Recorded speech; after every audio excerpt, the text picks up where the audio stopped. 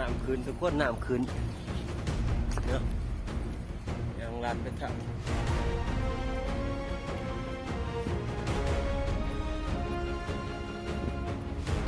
หลุดน้ำกันเนาะสีมานปะ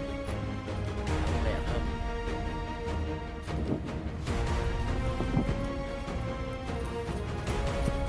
เดี๋ยวละโอ้เฮ้ยเฮ้ยบุพเพเอฟซีว้าลูกพุกทุกคนโอ้มัน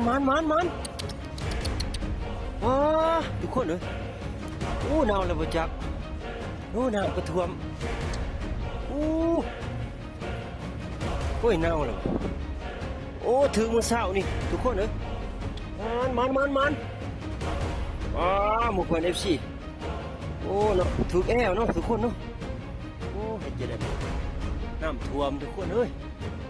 ปลดก่อนเด้อทุกคนปลดก่อน